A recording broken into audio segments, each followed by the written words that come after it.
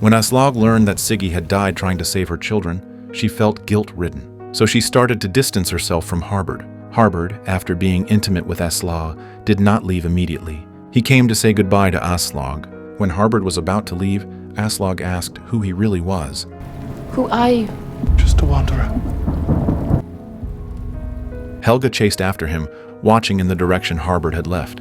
Suddenly a burst of white smoke came, and when the white smoke dissipated, Harbard disappeared without a trace. Helga, frozen in place, realized that this man might indeed be a god. The Allied forces began their return to Wessex after their victory. Ethelwulf missed his wife greatly, but was unaware that Judith was already with Aethelstan. Tempted by Judith, Aethelstan eventually gave in. Lagertha's charm has made Ecbert unable to extricate himself. He wants Lagertha to stay by his side and not hold on to her earldom. But Lagertha has the warlike blood of the Vikings in her veins, so it is naturally impossible for her to be immersed in love. Besides, she realized that Ecbert and she were just playing along. Soon everyone returned to Wessex.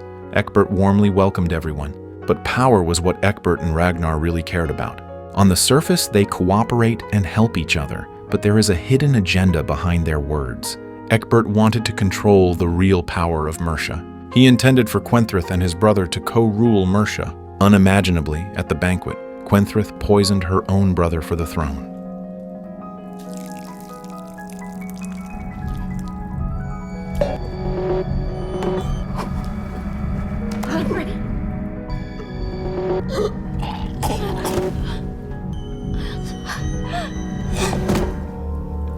My lords, ladies and gentlemen, please rise and raise your cups to the sole and only ruler of Mercia. To the Queen of Mercia. To the Queen.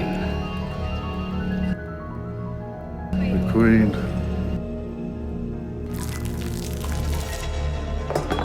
Thus, Quenthrith became the sole ruler of Mercia. After fulfilling his agreement with Ecbert, Ragnar prepared to return to Kattegat with his Vikings. On the return journey, Ragnar asked Aethelstan about the situation in Paris. Aethelstan described the prosperity of Paris in great detail. He said that there was gold everywhere, and the monasteries were even more magnificent than those in England. Ragnar has already thought of his next target to plunder. Seeing the two of them chatting so happily, Floki sneered at this. After a few days of bumping around, Ragnar's fleet finally returned to Kattegat. The trip west seemed a bit of a mess, and many of the brothers who fought side by side didn't come back alive. Rollo didn't see Siggy. Aslog dodged his gaze. She told Rollo that Siggy died at the bottom of the lake to save her sons. This left Rollo heartbroken, regretting having not treated her better before. But Ragnar was puzzled, questioning why Siggy was the one looking after their children. Aslog lied that they were taking turns caring for the children, but this reason obviously didn't convince Ragnar. When he wanted to question further, Aslog used the excuse of going to see Poran to leave.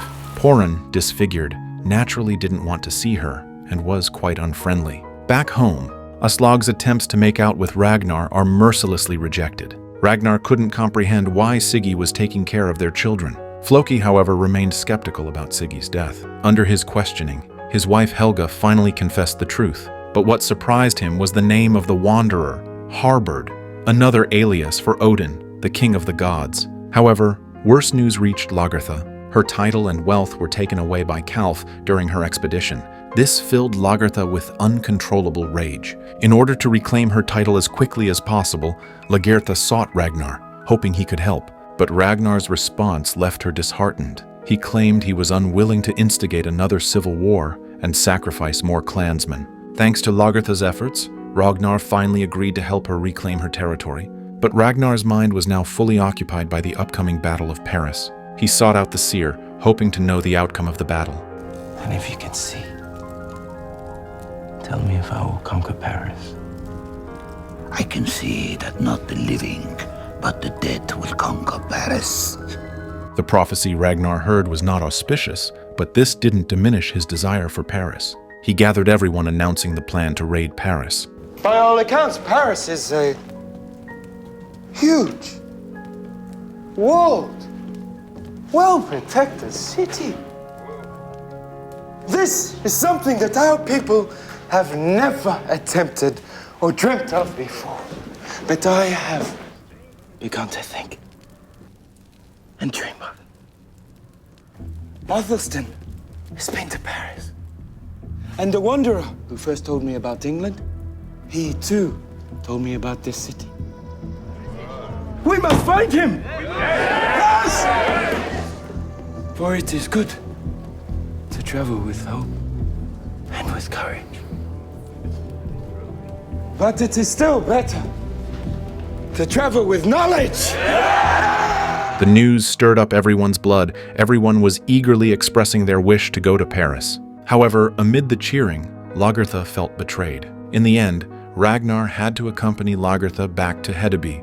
Unexpectedly, Ragnar did not help her, and he even invited Kalf to join them in raiding Paris. Ragnar's behavior made Lagertha feel betrayed. She left immediately after returning to Ragnar's territory. Floki found Ragnar and revealed to him about Aslaug and the Wanderer, but Floki considered it an honor.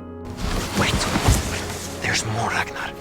Do you not know who Harbard is? Harbard is another name for Odin. On the other side, Rollo fell into despair again because of Siggy's death. He expressed his deep dissatisfaction to the Seer. Rollo felt that his life had lost all hope. He felt that all the luck was Ragnar's, his brother. Even if his lover died saving Ragnar's 2 children, he still couldn't hate him. The Seer, hearing his words, burst into laughter. The bear will marry a princess, and I can tell you that you will be present at the ceremony. Now go and leave me.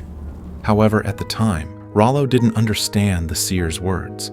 When Ethelwulf returned home and discovered that his wife was pregnant, he began to question his wife about the father of the child. Regardless of his questioning, Judith remained silent. Oh my God. Oh my God. Oh God! At this moment, Ecbert found him. He informed Aethelwulf that the Vikings Ragnar had left in England had been attacked by the natives. Ecbert was enraged, thinking that if Ragnar found out about this, he would be furious. So he decided to send his son to calm the situation and asked him to take some experienced nobles with him. Aethelwulf took the order and vented all his anger on these defenseless Vikings. He believed that all this happened because of the arrival of the Vikings.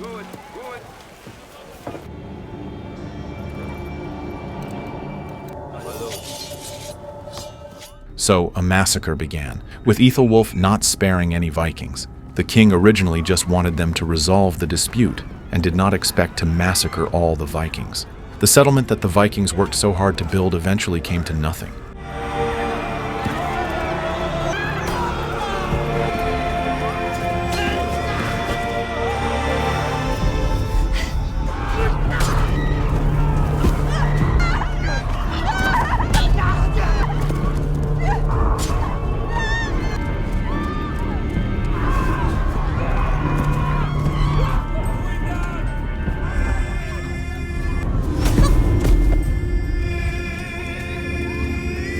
Hearing about this, Ecbert was furious. The relationship he and the Vikings had painstakingly built was so easily ruined by these people.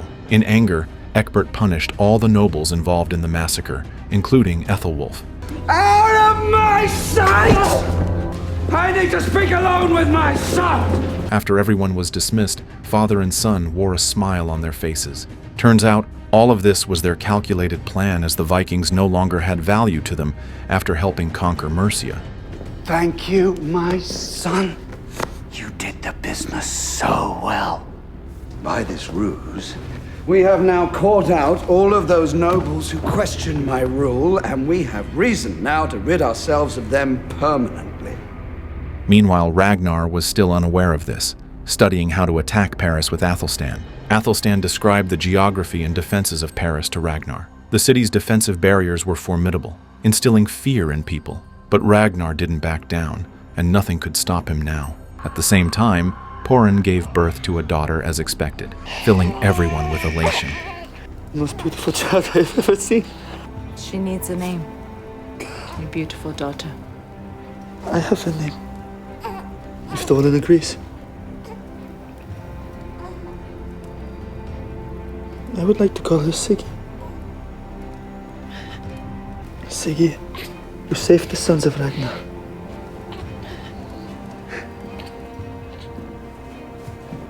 It is all right, sweet Siggy. And may the gods watch and protect you, my sweet daughter.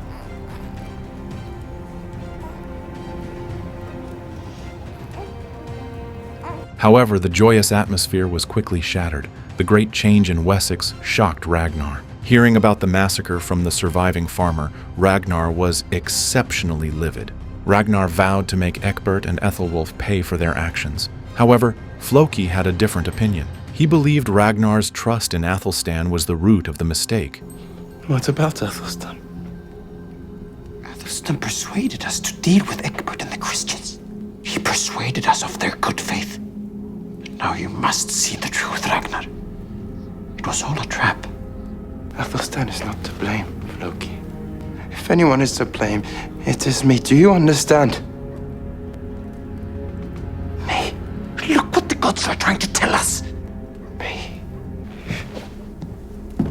Subsequently, Ragnar personally strangled the farmer, who was the only one who knew of the massacre. He was too eager to attack Paris, worried that his clansmen would make him attack England first if they found out the news, which would disrupt his plans to conquer Paris in the summer. During the night, Aethelstan was awakened by a mouse in his sleep. Suddenly, he saw a strong beam of light shining from a hole. Curiously, he leaned in closer but was repelled by some mysterious force. His reflection formed a cross in the light. Aethelstan had been wavering between two faiths, but now he felt his soul had been accepted by God. Meanwhile, Judith in Wessex was tied up publicly by Aethelwulf right after she had given birth. After being paraded through the streets and shamed, Judith was taken up to the execution platform for punishment. Ecbert demanded that Judith reveal the identity of the child's father. After having one of her ears cut off and no longer able to endure the torture, Judith confessed that it was Aethelstan. Aethelwulf felt this was a great humiliation for him. However, Ecbert claimed that Aethelstan was the most devout Christian he had ever met, and that his actions surely followed God's guidance. So, he told Aethelwulf that the child was a gift from God, whose arrival would bring miracles. Hence, they named the child Alfred. The boy's name will be Alfred. At this time, Aethelstan also came to his senses. At this moment, he felt as if he'd been reborn. The faith in God became incredibly firm in his heart. He decisively chose to renounce the Norse gods and even threw the warrior bracelet Ragnar had given him into the sea. All of this was witnessed by Floki. As the most devoted follower of the Norse gods, Floki obviously couldn't tolerate such blasphemous behavior towards his gods. Consequently, the idea of killing Aethelstan slowly began to sprout in his mind.